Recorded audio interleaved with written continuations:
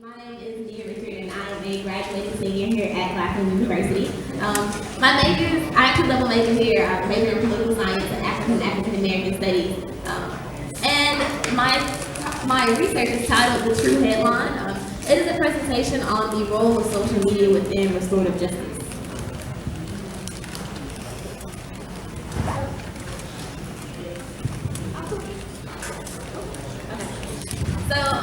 Just a quick overview. This research examines the role of African Americans on social media, the type of representation we have in media, as well as the effects of this representation.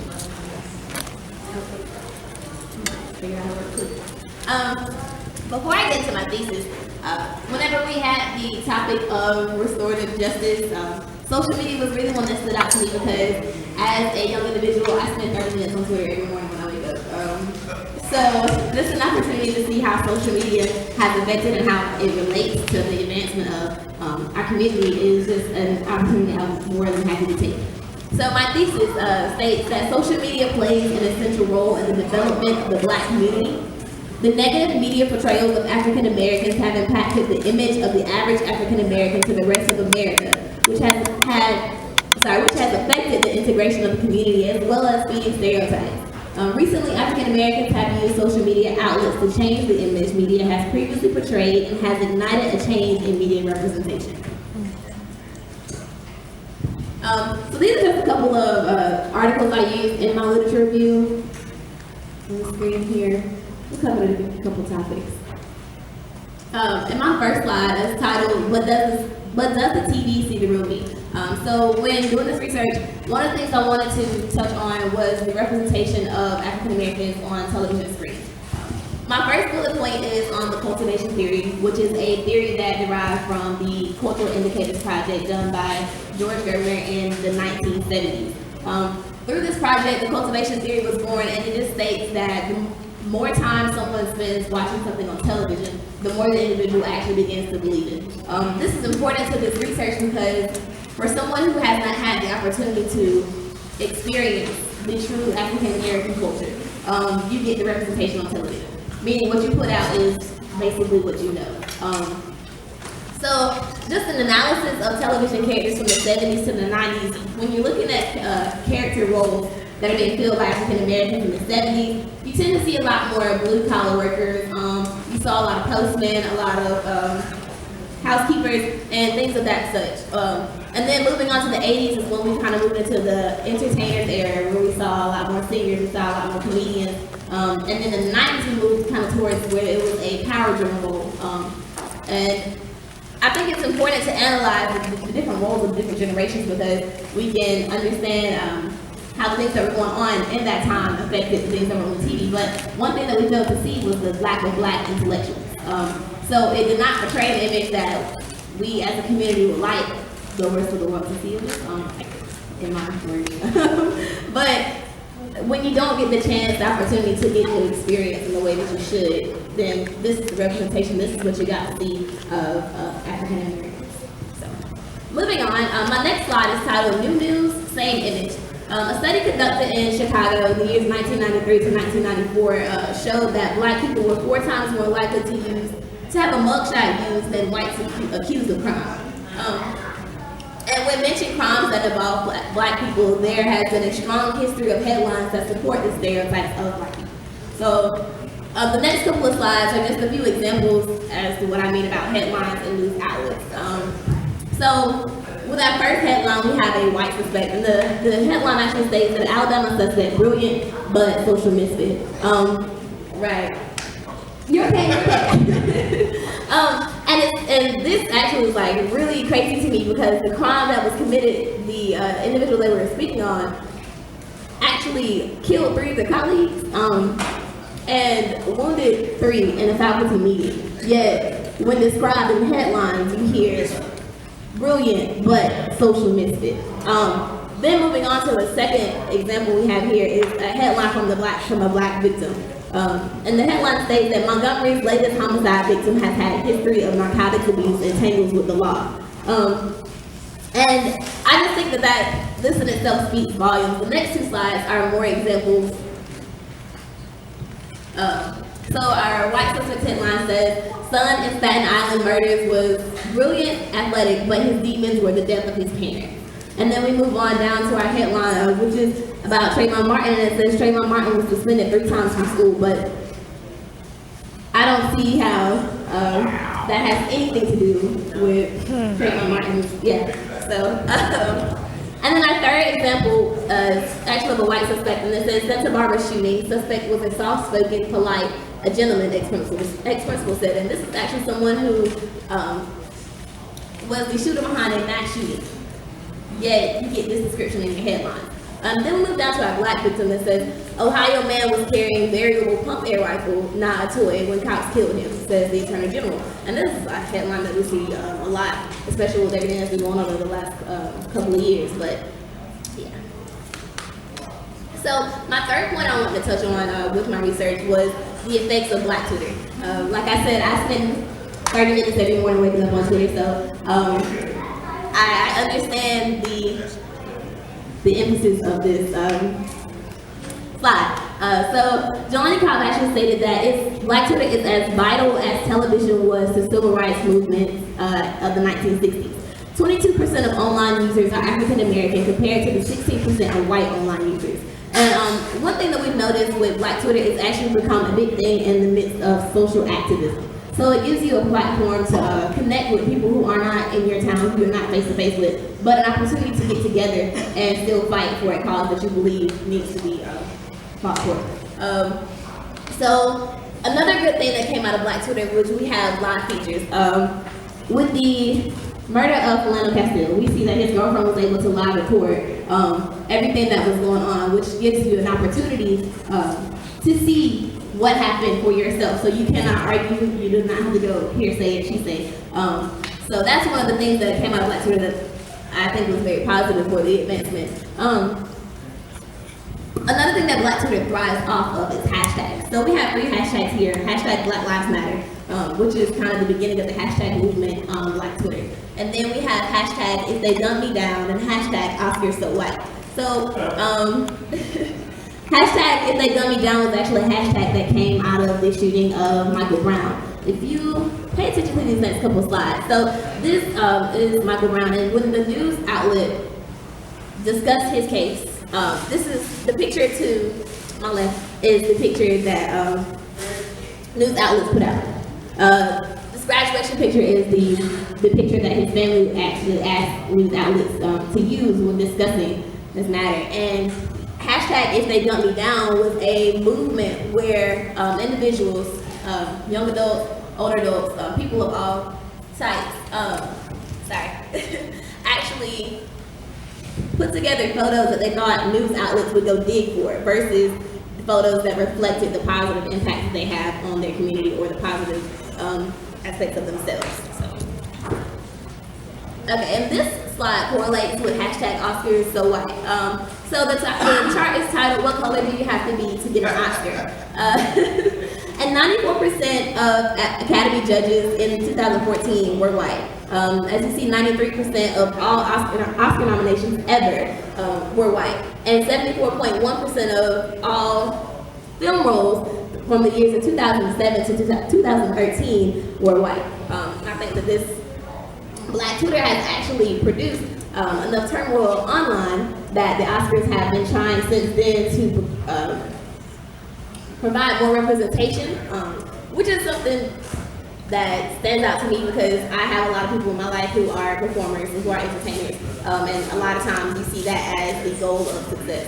So, and to know that the people who are in my life have an opportunity to be properly represented in these larger institutions, that moves on a lot with me. So these are just a few screenshots from Twitter where hashtag Oscar So White took off. A couple of them are a few jokes, just to bring a little humor to the situation. Okay, so for my methodology, I use both primary and secondary article sources, as well as social media hashtags for comparison analysis. The primary sources were to explore ideologies, to understand the effects of social media, examine the current climate, and the history of misrepresentation. Overall, my thesis has proven to be true. Media has produced a negative image of African Americans, which set the standard in which African Americans are perceived. In order for restorative justice to happen and repair the relationship, there must be a shift in the representation of African Americans in media. The current population of online users is taking control by using social media to combat social media. I used to believe that media misrepresentation was a new issue we face with the new age of social media. But this research has shown that I, along with many of my peers, have been blind to the subliminal messages television has pushed for before social media was a major thing. For future development of this research, I do plan on continuing this research because, like I said, it is something that it relates very well to me. I would like to conduct more surveys and hit on wider demographics as well as conducting interviews. I would like to compare northern and southern headlines and comments as well. And these are my references. I am a senior here at Claflin University. My major is African American Studies with a minor in history. So the title of my project is Miseducation within the African American community. I decided that I wanted to teach with my major, and I thought to myself that a lot of times we're not educating ourselves as Black people, and sometimes we're lacking the sources that we need because of our incomes or our family statuses. So the overview of this slide is the focus of the research that the 3 types of schools that I was looking at. So I was looking at public schools, private schools, and also charter schools. I'll explain the differences within the schools and the disadvantages. So as I do that, so I went to a public school, and I had friends who went to charter schools and private schools. And I would say for a public school, we didn't have as many resources as other schools did because of the area that we lived in. I feel as if that private schools sometimes could be better, but sometimes African Americans can't afford them. So that's another reason why we are missing out on that. In charter schools, I learned that charter schools can be kind of tricky. Dr. Adams was telling me about that. They're just like public schools in a way. They sometimes have more advantages than public schools because they can fit who they want in their schools and who they don't want in their schools, as well as just different rules and things like that.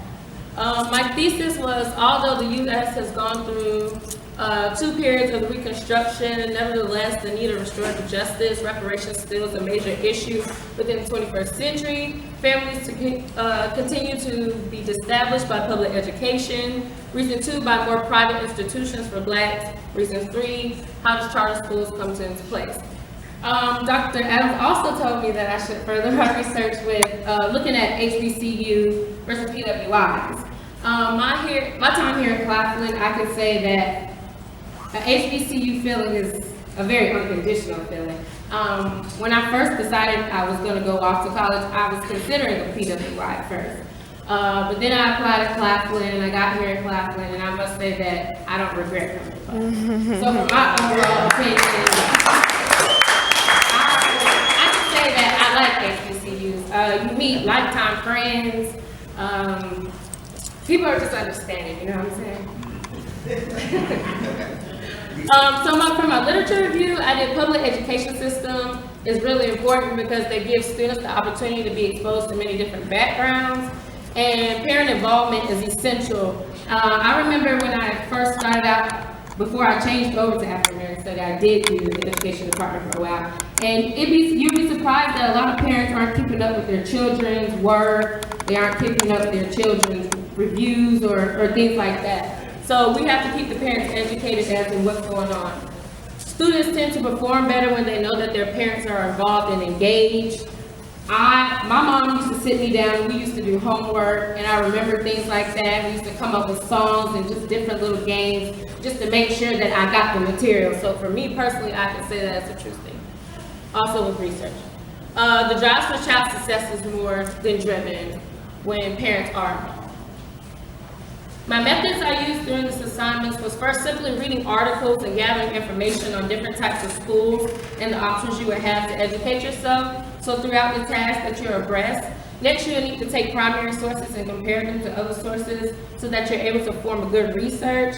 And then after scholarly sources, I was able to come to a conclusion about my project that I could. And then this was my overall analysis, in that I figured that Overall studies show that African American students sometimes are missing out on the resources that they need due to the types of schools that they're enrolled in. Parents had an option to send their children off to different schools, maybe the performance would be much better.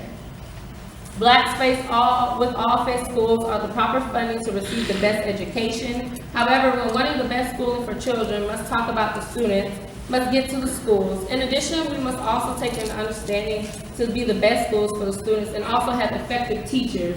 It's a difference between having a teacher and then an effective teacher.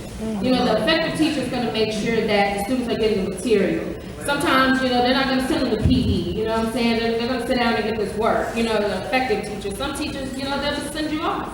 So it's very essential what kind of teacher that you have. You go to the next one. And then my future considerations, the next time I conduct research, I would like to conduct more on foot research. I would like to go to different schools and different campuses. I would also like to interview with other students and faculty and staff about their schools and how they feel about their types of schools that they have. And that concluded my research. I apologize, I'm going to try to keep it slow. My name is Jeremy Harris. This is my first year at HBCU. I'm a transfer student from the University of New Mexico. My major is Africana Studies. Where'd you transfer from? The University of New Mexico. So my presentation is on the play of the prison system on African Americans and focusing on African American reform through the prison system. So the purpose of my research was basically to identify how African Americans could receive reparations, and I chose to focus on the prison system due to the light that it does attack us more often than it does any other race. I feel like this is a way that people can get reparations first, because I chose to compare it to other reparations, mainly Japanese internment camps. We paid those people $20,000 for all the 100,000 survivors, but however, we're here now and we don't have any reparations for it, and a large part of that has to do with profit. Slavery never really changed for us. Apologize again. They just ended up changing what it meant, so we went from slavery to being called criminals, which they can legally make us slaves now. So I'll be going over the criminal justice statistics, which is also a part of my literature review, some of the current movements we have going on, my methodology, some analysis, and future considerations that I feel need to be in place for us to go anywhere further. So my thesis was that African American families continue to be destabilized by the prison systems through the criminalization of black bodies, racial profiling, underfunded communities, the involvement of private prisons, and non-health mental states caused due to slavery in the prison system.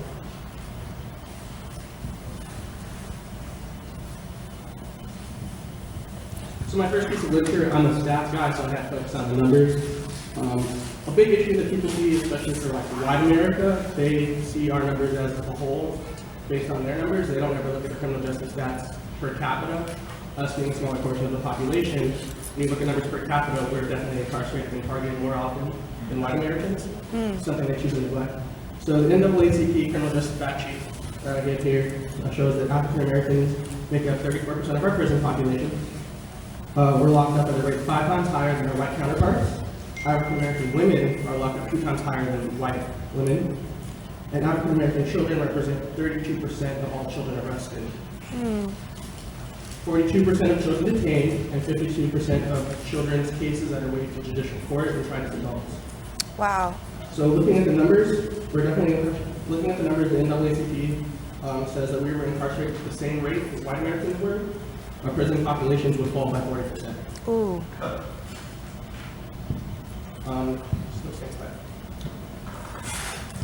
So also the 2015 National Survey on Drug Use and Health reported that 17 million white Americans have admitted to using illicit drugs within the last month, while only 4 million African Americans had admitted to using drugs within the last month. However, the rate of drug charges for African Americans is 6 times higher than white Americans. We're also representing 12.5% of drug users, but we're 29% of the arrests for drug charges. 33% of those locked up for drug offenses. Now, they also go on to talk about how the criminal record leaves people for a higher rate of unemployment and the likelihood that they'll return to jail.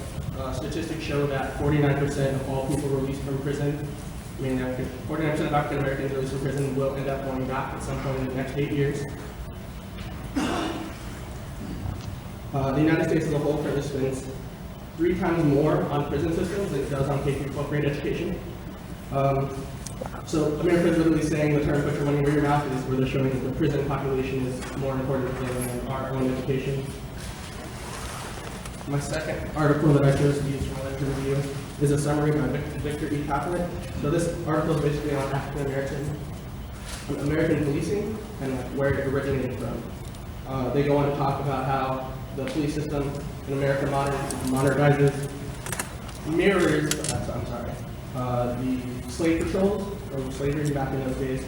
The passing of the 1793 and 1850 fugitive slave laws were also a major aspect in incorporating the days of modern day policing.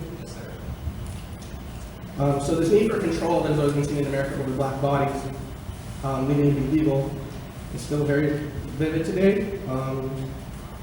So when people talk about modern day policing and why the racist is so biased and racial profiling is so hard, it's due to the forerunner of modern law enforcement being slave patrols.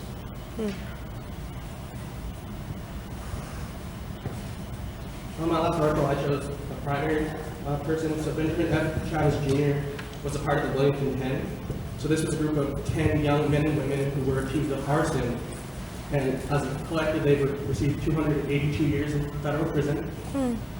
He just recently got out. So in his article, he talks about the First Step Act, which was an act signed in December 21st of last year by President Trump.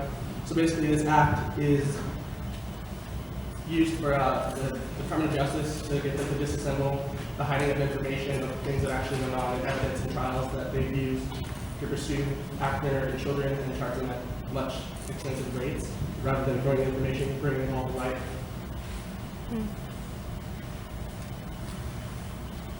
At the end of the article, Chavez mentions how some companies are actually trying to destigmatize criminal history. Companies like Google and Colt Industries have actually started to eliminate criminal record from the application, so you're not required to put it anymore, to try to destigmatize being put into the penal system. So this is mainly what I use for comparing the Japanese internment camps. This article by Forsher from Right to Wrong, the U.S. Apology for Japanese Internment, basically just went out and talked about the Civil Liberties Act of 1988, where they had received, Japanese internment survivors had received $20,000 each for surviving those camps as an apology for the mistreatment they had endured during World War II. This one hurts my soul, but current movements around prison reform actually in 2019 stem around Kim Kardashian. She's actually been an advocate for helping some of the youth that have been locked up. See, I see people shaking their heads already, but we're talking that she's helped get 17 young African American men and women who were wrongfully incarcerated or given too long of time out of jail. So while, yes, everyone knows how they feel about Kim Kardashian, she's making steps in the right way to help our community, whether it's for her own publicity, whatever, people out of jail, and that's what matters. So just some of my theology is basically what I just wanted to focus on, and dig on statistics that were comparing the crime sentences and prison populations between white and black people. Lack of mental health and playing a role in the 40% of the arrest rate after jail, racial profiling by police and their racist history of being slave patrollers, and then Japanese internment camps for reparations.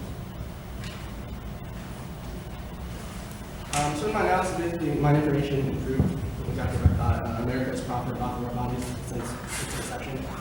The only way I see that changing through my reparations was finding a way to get rid of the profit system that is involved. Just private corporations private prisons are paid more depending on the amount of people they have in prison rather than just for owning the prison. So the more bodies they have locked up, the more money that they make, and then they pay off other people. This is how the cycle continues. Cops are just the forerunner, they're basically the jailer. They help keep the system intact.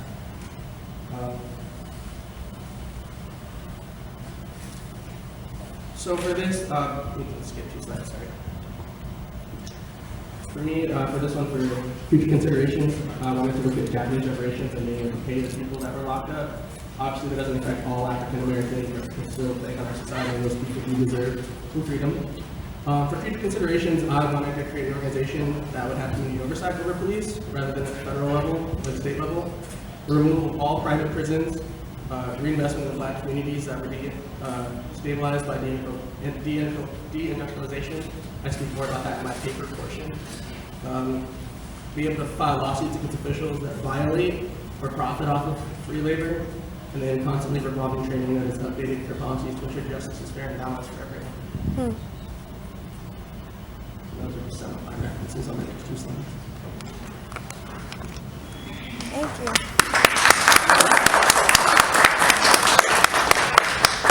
I didn't see, you went through the rest. Did you short see that entire criminalizing the race?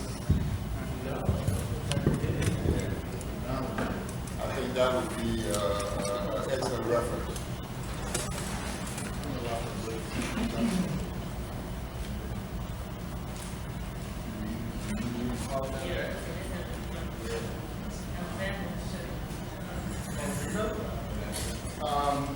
In terms of your process here, I want you to also look at 13th Amendment, Section 1. It says, "Either slavery or involuntary servitude, except as a punishment for a crime." That's why I said they get rid of slavery, change it. Yes. Thank you for the presentation. Question to Reverend State. There's been a long debate, generations, on Black people, Black lawyers, not just serving as criminal defense lawyers, but serving on the prosecutor side. And in the current political climate, given the critiques of Kamala Harris and others, what's your view on where we should be in this cradle to prison pipeline trying to dismantle? Is there a role for Black people on the prosecutor side, DAs? On the prosecutor side? Think about some like this, well, there are a number of them. Guy in Dallas, people who try to do preventative work, keeping young people in charge, that kind of thing. I mean, it's arresting children. That's very tough. I mean, it's the prosecutor who decides when to charge. You know, so I'm just asking, what's your opinion on Black people being prosecutors or serving on the government side, the police side? Personally, I find this biased, because the majority of those people can be tokens, quote unquote. A lot of them are under pressure from what I've seen. I actually was a criminal justice major my first year. I had shadowed several. They were miserable, so I walked away. They were under pressure to prosecute certain charges as opposed to find that pressure. You know what I mean? So from seeing that firsthand, I don't feel African Americans should be on the prosecution side of our own race. Should be more for the defense or just stay out of it entirely. Thank you.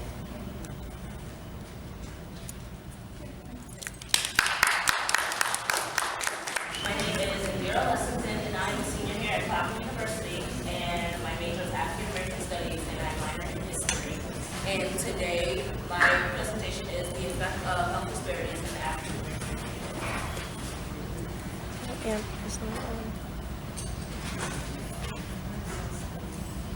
The assignment was to pick a topic assigned by Dr. Adams, which was all under the umbrella of restorative justice, and to present the topic to the association who came here today. Presentations will be presented in discussion pertaining to the African world, and I mentioned what the theme was, which we haven't talked about. The introduction or background of my topic, I said that African Americans represent approximately 13.4% of the U.S. population. Health disparities within the healthcare system are caused by the lack of policymakers as well as efforts within the African American community. As a group, African Americans experience significant disparities with chronic conditions, access to care, preventative screenings, and mental health.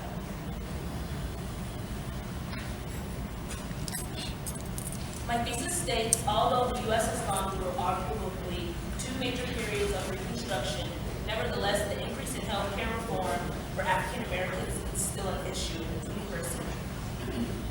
African American individuals continue to stabilize because of the inadequate health care options for people of color, the concept of self-care, and actually addressing health disparities as a public health goal in America. For my literature review, I used 5 different articles. The first article was by Becker, Gates, and Newsom, and it was entitled Self-Care Among Chronically Ill African Americans, Culture, Health Disparities, and Health Insurance Status from the American Journal of Public Health. The second article was entitled Ethnic Disparities in Health, the Public's Role in Working for Equality, which was by Satcher. The third article was entitled Engaging African American Women in Research, an Approach to Eliminate Health Disparities in the African American Community, from the Family Practice Journal, which was by Spikes, Nowakowski, Leon, Mitchell, and Simpson. And the fourth article entitled African Americans' Faith in Health Disparities by Swanson, Crowther, Green, and Armstrong. And the last article, Approaching Health Disparities from a Population Perspective, the National Institutes of Health Centers for Population Health and Health Disparities from the American Journal, was by Warren, Green, Gelhart, Pasquette, Tucker, and Hyatt. These authors are the individuals having a discussion about health disparities and the effect within the African American community. Discussed in the body of my paper includes journal articles, reports from medical journals, and formulated questions specifically geared towards the idea of restorative justice. All of my sources that were used were also primary. In order to combat this issue, doctors must provide African Americans with a gateway of applying for health insurance and understanding what a disparity is and how it affects our people specifically. Educate, starting in secondary education, including making African American health disparities a topic within U.S. history. Lastly, considering the state that America is currently in, policymakers need to enforce reform to see the change that needs to occur. I used to believe that African Americans are stronger historically against pain, and that's why the issue of health disparities is so prevalent in America, and why there's nothing being done with it because of that myth. I learned that there is a lack of inadequate help outside of resources in the healthcare community. In regard to restorative justice, officials have to recognize who the victims are in the situation, accept it in some way, shape, or form, incorporate the idea of bonding the community together, and change the health issues and disparities taking place. I thank you all for your time, and I hope that my presentation put into perspective the changing scope of health disparities with the Black community in society today. I'm a senior double major in history and African American studies here at Claflin University, and today I will be discussing the impact of poverty on African Americans in the 20th century. So first, I will be giving you all a background on my topic, as well as discussing my literature review in my introduction. Then I will discuss my argument. Then next, I will tell you all about the methods I use to conduct research, as well as giving my analysis, and then discussing future recommendations I have, and then basically my references, and that will conclude my presentation. So the literature review. So while considering different literature, for the literature, I mostly consulted to peer review articles from professors and other scholars who basically specialize in economics and public policy.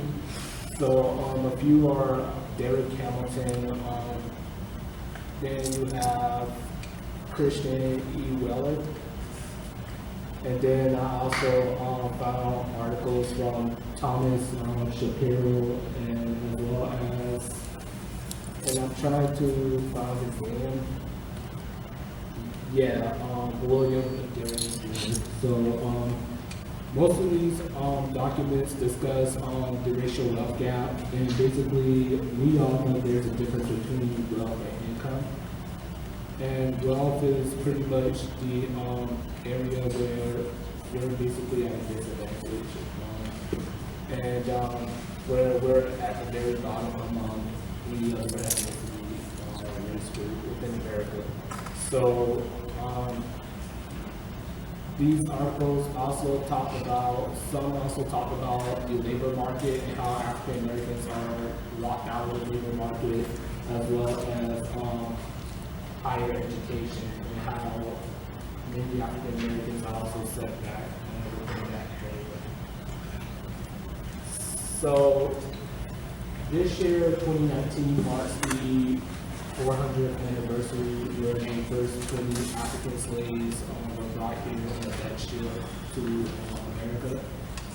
And throughout the days of slavery and then going through emancipation, Reconstruction, then the Jim Crow era, and then post-Jim Crow, then through the later era, the era of Obama until the present day, there has been some issues that have continued to prevail within American society for African Americans. So within that, poverty is one of these issues, and it is one of the oldest national causes that African Americans face within the country. So I argue that poverty remains a national crisis for African Americans due to the racial wealth gap, housing discrimination, educational disparities, and employment disparities. Now, it's not limited to these different ideas. However, these are the four major key points that I focus on in this problem. So, for the methods that I use to conduct my research was literature such as books, peer-reviewed articles, as well as reports, government documents such as that were produced from the United States Census Bureau, as well as the United States Department of Commerce. And throughout, and those are the primary sources that I've focused on primarily for this project. And also, as in terms of secondary sources, one of the sources that I consulted was The Color of Rock, which was written by Richard Claflin. And it was one of the books that was written as the best read for the year 2018.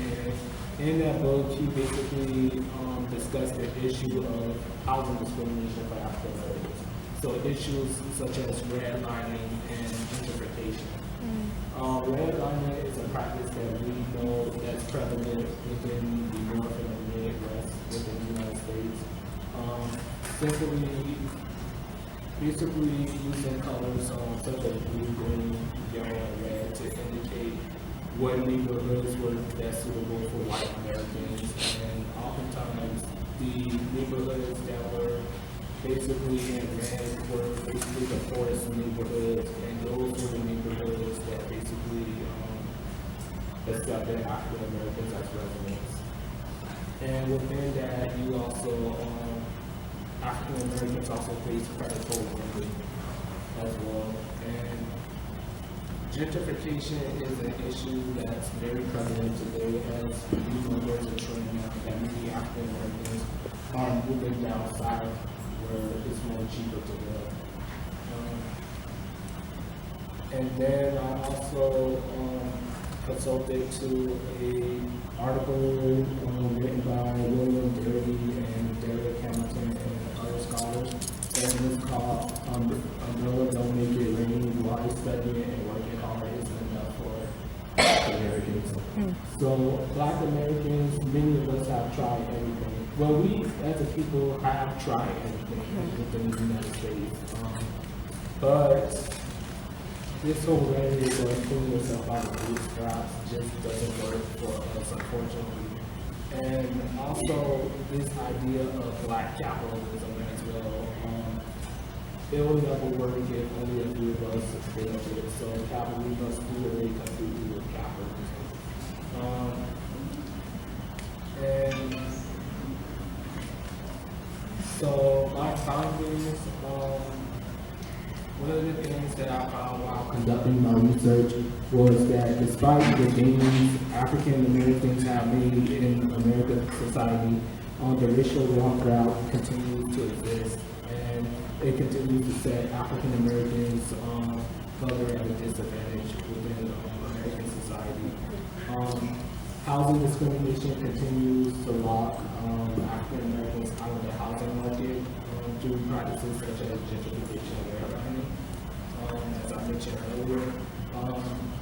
Today, African Americans, we must obtain more education compared to other groups, as to what we want to pursue in order to be pursuing being credible.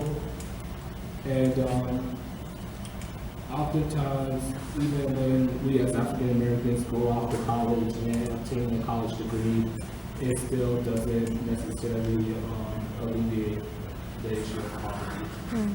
We sometimes many times start at the same level as many of our counterparts who don't have a college degree. So and I also wrote that the action by the federal government is needed. Again, we as African Americans, we try investing in our own institutions, and I'm not saying we shouldn't do that. That's most definitely necessary. However, in order to kill the racial wealth gap and the issue of poverty, we will need assistance by the federal government. So right here, and again, I wanted to remind you all that income and wealth is two different things, but income accumulates to wealth. And this is a study done by the United States Census Bureau and the United States Commerce, which basically talks about the median household income. And they included by race during the year 2018. And as you can see, African Americans were at the bottom compared to any other groups within America.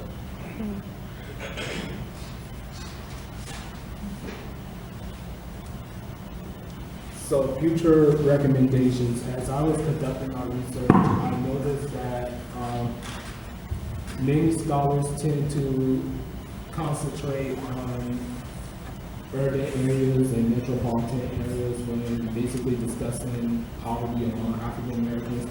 However, people in the rural areas are ignored, throughout all fields. However, it's critical to understand that African Americans, many of our roots are down in the American South. I mean, of course our roots are in Africa, but after we were brought here from Africa, many of us, our families came from the American South, and we migrated to the North. But it is pivotal to also take in consideration the masses of our people who are also suffering from the issue of poverty within the American South.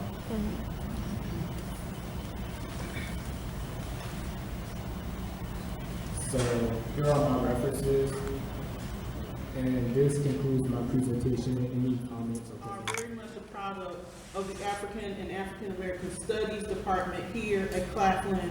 My colleagues, I want to just kind of say a quick word because they're all of our students, but they were their students that I had the just benefit to be in the room with.